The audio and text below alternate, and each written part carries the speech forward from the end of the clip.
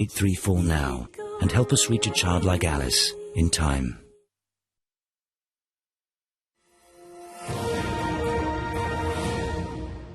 Welcome to this special series of interviews we're doing for this crucial 2015 general election.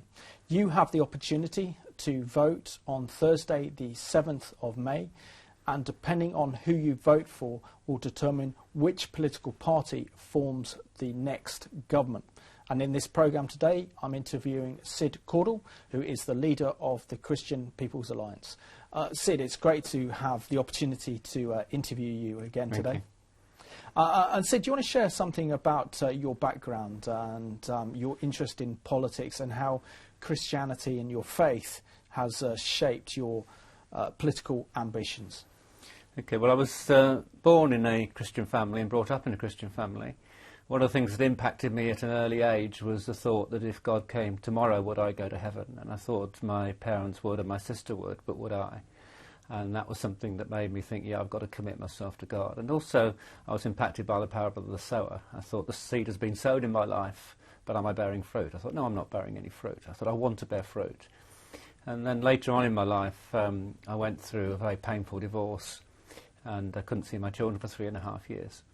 And during that period, I got on an aeroplane and went to Toronto, to the Toronto Airport Christian Fellowship, full of pain with what I was experiencing. And I met God very powerfully.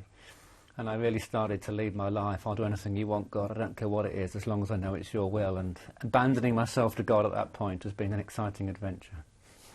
Excellent. And you're here today representing the Christian People's Alliance. Can you tell us something about the values and the issues represented by your party? Yeah, well, the most important values for us today are the issues of marriage. Now, marriage is costing the country some £47 billion per year in breakdown. We've developed very key policies to say there should be a grant paid of £10,000 on the occasion of your marriage, provided you go for at least 3 sessions of counselling. Then we've said you should have a grant of £5,000 on the birth of your first child if that child is born within wedlock, provided you go for at least 3 sessions of child rearing. We also want the tax, the free tax, the zero rate tax, fully transferable, so that if one of the parents is working and one is at home, then the full zero rent is transferred to the one that's working.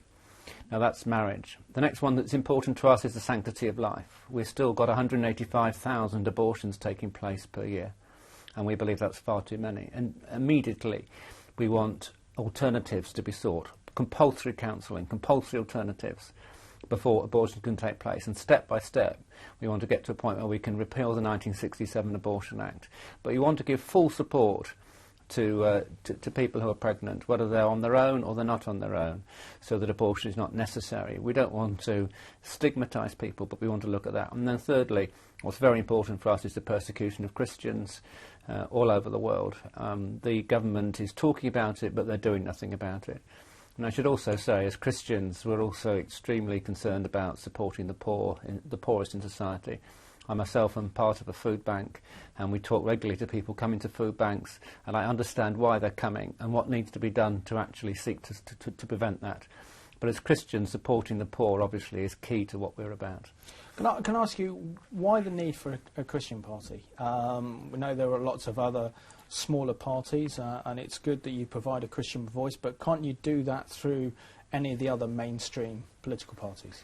Well, I tried for over 20 years in the Conservative Party, and to a certain extent I was happy with the Conservative Party, but the whole party shifted when Michael Howard took over from Ian Duncan Smith, who was the last Christian leader of the Conservative Party.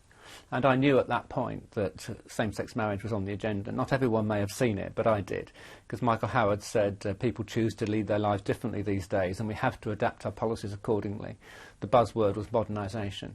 Now, it's very revealing that just recently in Parliament they had a vote on gender-selected abortion, and they couldn't even win a vote on gender-selected abortion in Parliament. Just simply aborting a child because they're the wrong sex. Parliament said, no, we can't oppose that. Now, that shows that Christianity is not being heard properly in Parliament. So it's very important that we're there. I also feel, to be honest with you, there are some very good Christian MPs in Parliament. But I don't actually believe that they're necessarily going to be able to stay within the Conservative, the Labour, Liberal Democrat parties. It's becoming increasingly uncomfortable. I mean, the Green Party have already thrown out of their party a councillor in Brighton simply because she opposed same-sex marriage. She couldn't stay in the Green Party. I think the time may well come when Christians may not be able to stay in the mainstream parties if they continue to pursue Christian principles. At that point, we're going to be absolutely needed.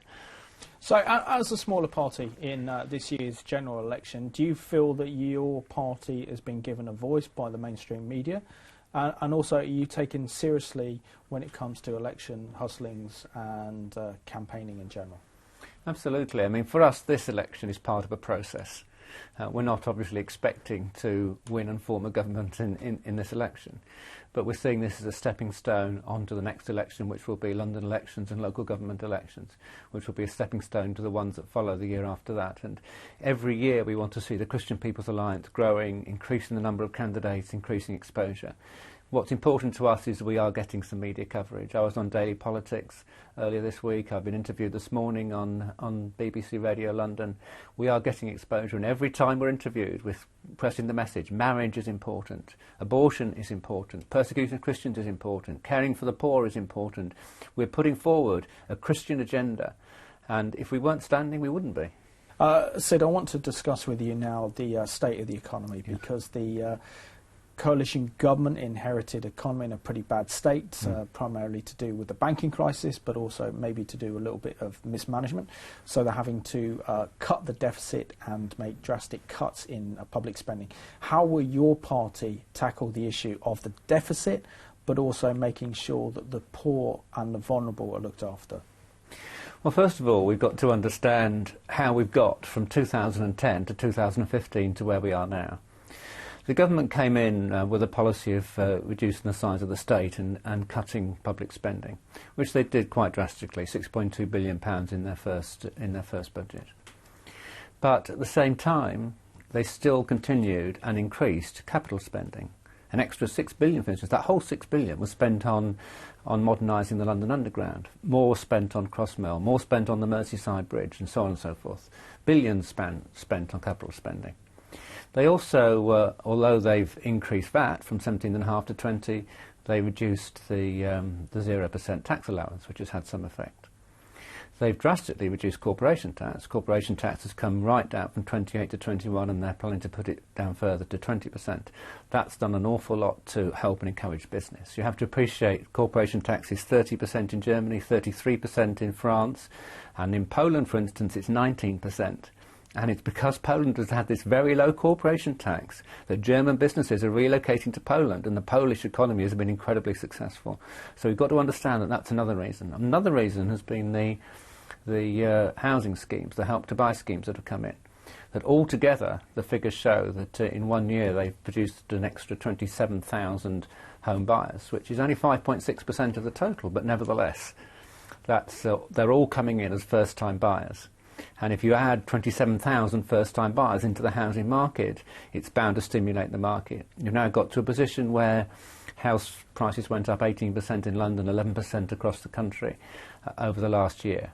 So we're now in a situation where we're beginning to create a bubble if we're not careful. But all these things have stimulated the economy. So we're now in a situation where we've got growth of 2.8%, we've got inflation at 0, we've got unemployment coming down to 5.8% quite drastically. So what the coalition have done on the economy has been extremely good, and they've done extremely well. They've done the right things. It's the right thing to reduce current expenditure, which was going too high, but to continue with capital expenditure.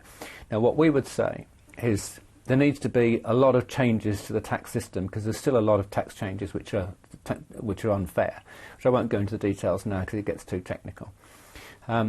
We're saying that the capital spending shouldn't be primarily on roads and transport. There should be a lot more capital spending on industry and on the infrastructure, which we believe is important. We believe that the banking system needs to be reformed, and we believe a lot more should be done for caring for the poor. The one failure of the coalition, really, is that they've taken too many of the cuts from the poorest in society, introducing things like what's known as the bedroom tax. And it's that sort of thing which we're saying is wrong and unacceptable. A lot more should be done to getting benefits to people who need them quickly and urgently.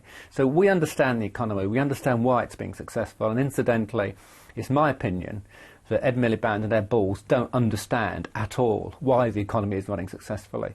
They're talking about increasing corporation tax. They don't understand why reducing corporation tax has had a necessary effect. Initially, they were talking about abandoning Plan A and going to Plan B. The whole direction of the coalition was wrong. But they're not saying that anymore. But they don't really know what they ought to be doing. So I don't think we can trust Labour with the economy. One of the big issues that our viewers are concerned about in particular is this growing political marginalisation and discrimination against Christians, particularly in the workplaces. As we've seen in recent years, high-profile cases in which Christians have been dismissed for their job for sharing their faith, wearing a cross or even praying at work. What will your party do to guarantee Christian freedoms? Well, for a start, we would repeal the Equality Act, and we would repeal the Incitement to Religious Hatred Act, which are both acts which have, if you like, enshrined in law what is prejudice against Christians. It's interesting, it's known as the Equality Act, but I can have up to 7 years in prison for offending a homosexual, but a homosexual doesn't get 7 years in prison for offending a Christian. So it's not actually an Equality Act at all, it's a Gay Rights Act. And it's the same with the Incitement to Religious Hatred Act, you see, because no Christian is going to take a Muslim to court for offending them. But Muslims can take Christians to court for offending them, and we can have up to 7 years in prison for offending a Muslim. And these laws need to be repealed. It's essential that they're repealed as far as we're concerned. Also, as far as teaching in schools, we need to have proper, balanced education where Christian views can be expressed in a proper, balanced way, but not. We don't believe in indoctrination. But we believe that Christian views should be explained, secular views should be explained, and we should have a proper education system that looks at all points of view and not just says, you know, this is the right way and that's the wrong way.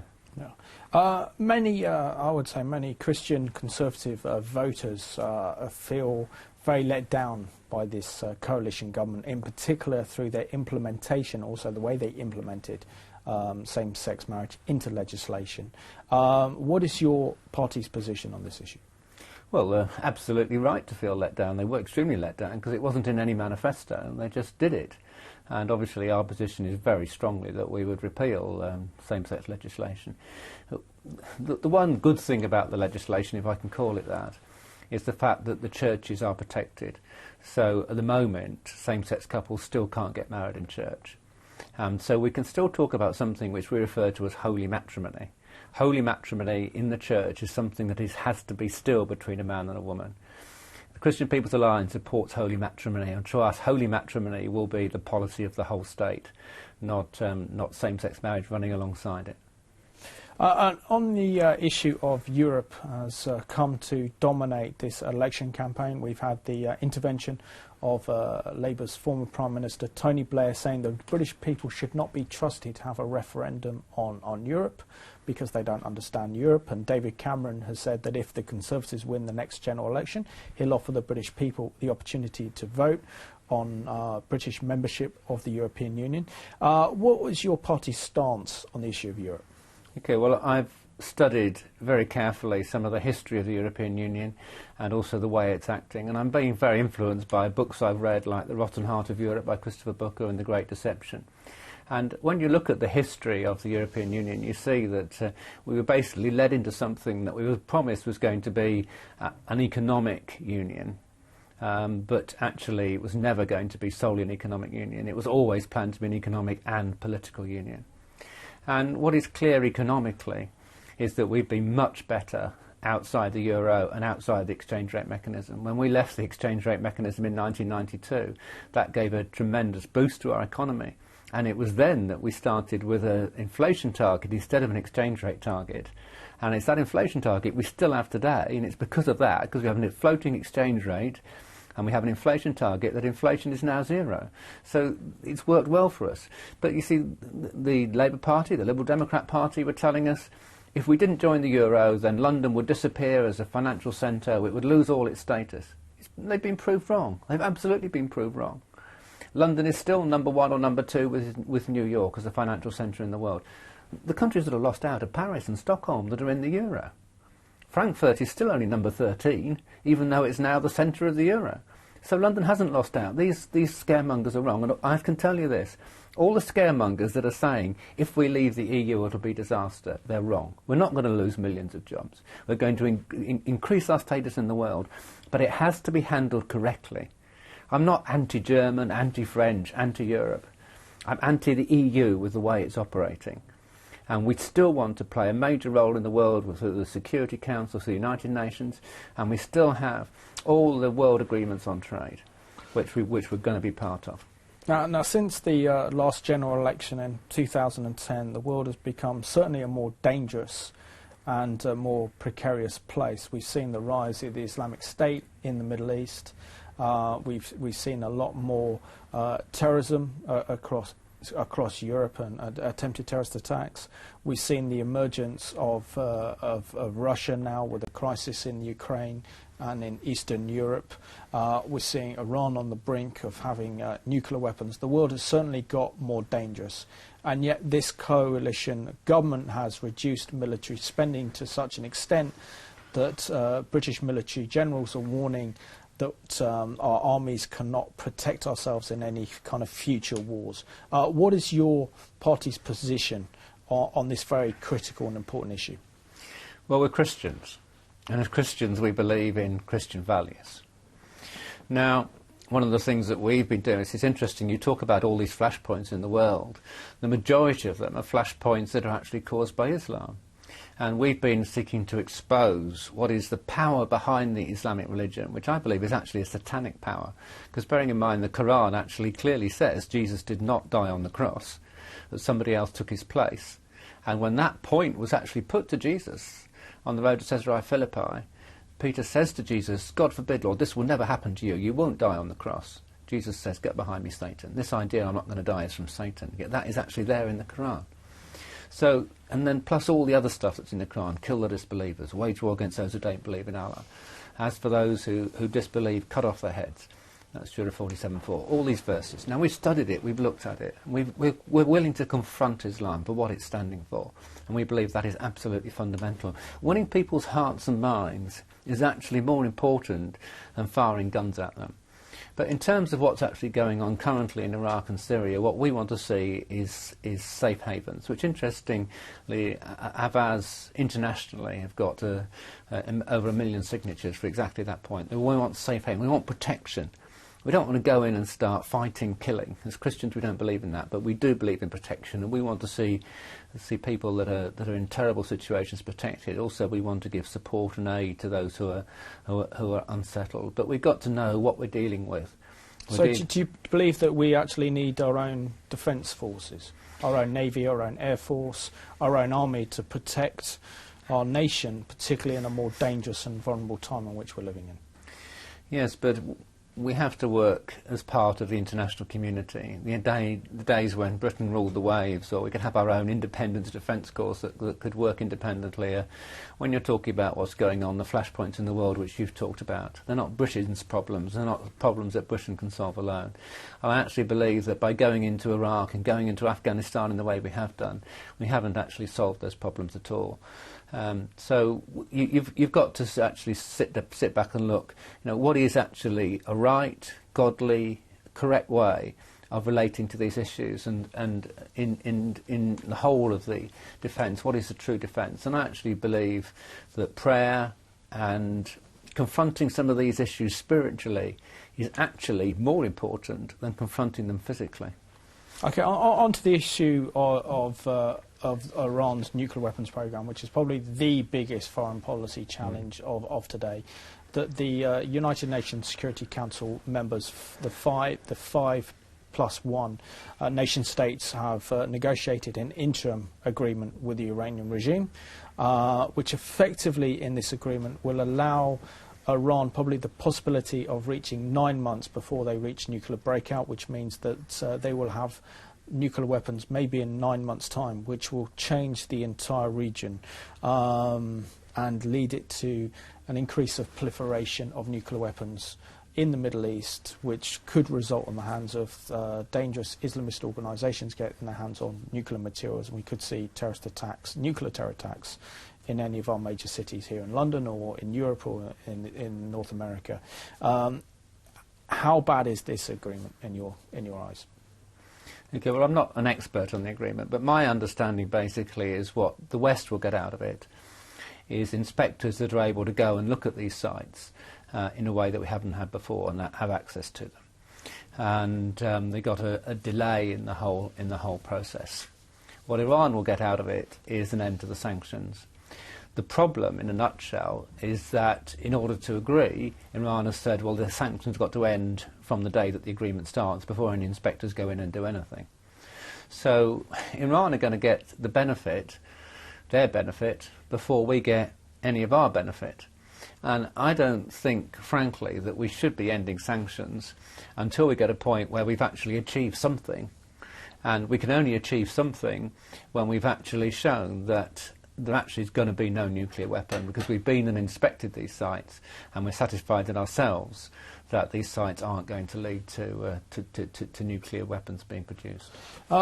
Sadly, since the last time I interviewed you, Sid, was for the European elections, and since then we've seen the rise of the Islamic State in the Middle East, yes, with horrendous repercussions for the Christian community. And I suppose the best example of this was a couple of months ago, where 21 Egyptian Coptic Christians were taken by Islamic forces associated with the Islamic State, and 21 of them were beheaded on a beach off the coast of Libya. What can be done to protect these ancient Christian communities, our brothers and sisters in Christ in the Middle East, who are on the verge of extinction?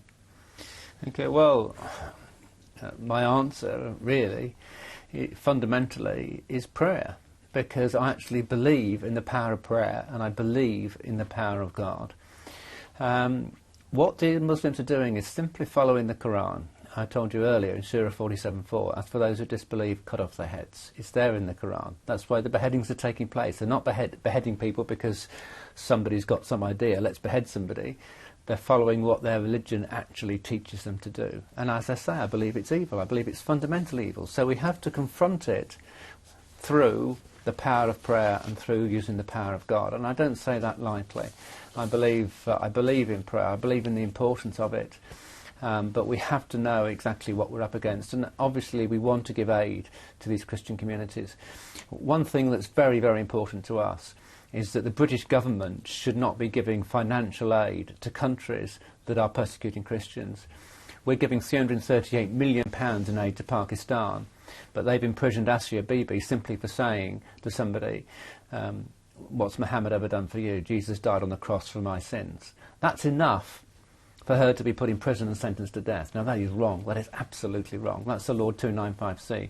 And for us, Pakistan has got to stop that policy and stop persecuting Christians in order for us to get aid. If we can say to Uganda, you've got to change your rules on homosexuality or you're going to lose your aid, we can say to Pakistan, you've got to stop killing Christians or you're going to lose your aid. That is where the British government comes in, and that's a policy that we would change if we had any influence over government. Now, since last summer, Israel was engaged in a military operation against the terrorist organisation Hamas that was responsible for firing thousands of rockets and missiles into Israel, paralysing over 3.5 million Israelis. So the Israelis had no other choice but to respond. But since Israel has responded with military action, this has brought international condemnation upon Israel. More nations around the world are gearing up to recognise a unilateral Palestinian state that would threaten Israel's security, and also then supporting the boycott, divestments and sanctions. What's your party position on Israel? Well, what's completely unacceptable is that the Palestinian state are saying they want Israel wiped off the map. And you cannot make peace with somebody who says we want to destroy you. And although we don't support everything that the current state of Israel does, we believe Israel has a special place in the heart of God and a special place in the plans of God. I mean, we know from the Bible in Zechariah it says that the Messiah will return to the Mount of Olives.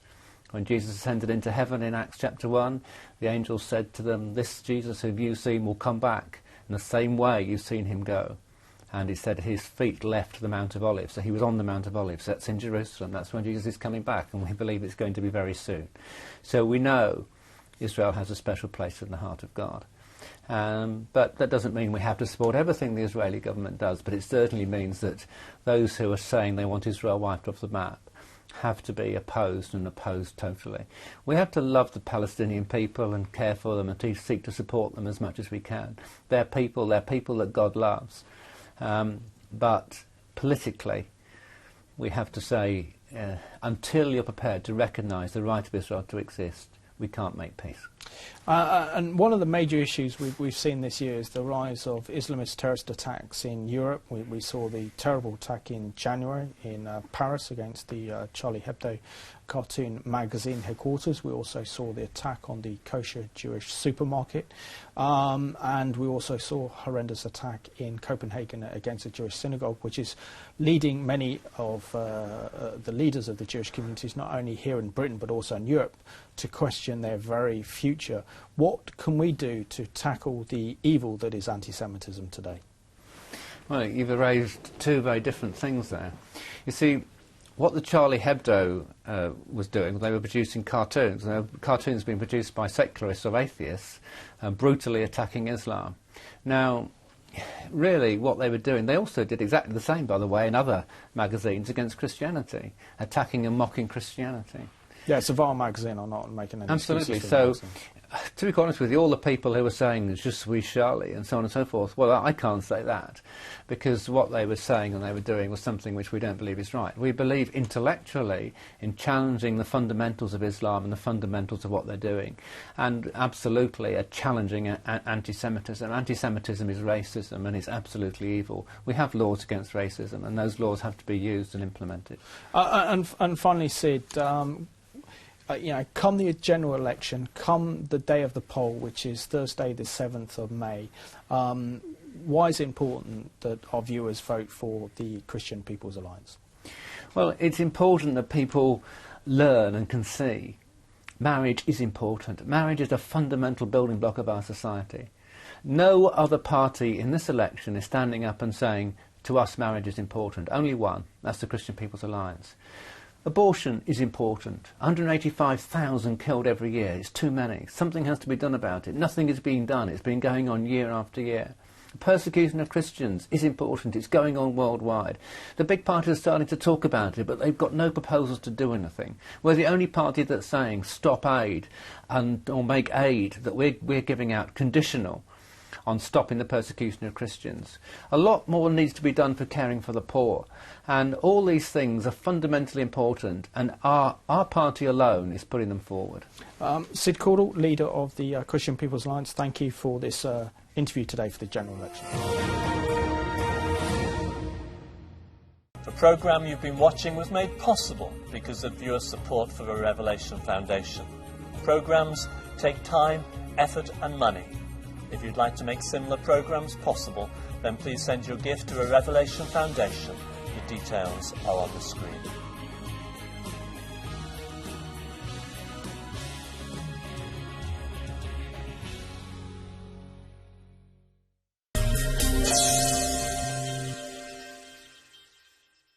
Job chapter 40, verse 16, God describes this animal as having tremendous strength and power.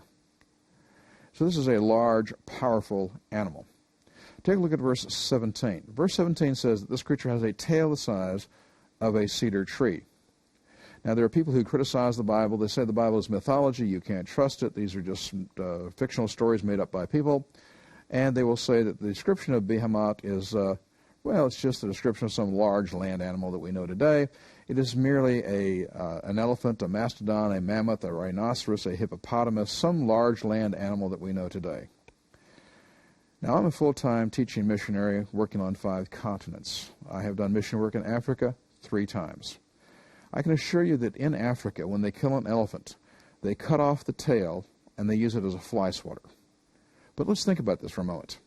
Does an elephant have a tail the size of a cedar tree? Well, I think you'll have to agree with me. That's not the size of a cedar tree. Or what about a hippopotamus? Does a hippopotamus have a tail the size of a cedar tree? Well, again, I think you'll agree, I don't see it there. And if an elephant or a hippopotamus, in fact, did have a tail the size of a cedar tree, what would they look like? No, I think clearly in Job, God is describing a large, air-breathing, land-dwelling dinosaur 350 years after the flood of Noah. Notice that God says that this creature has bones like, tubes of bronze and bars of iron. Here's the brachiosaur leg, and the man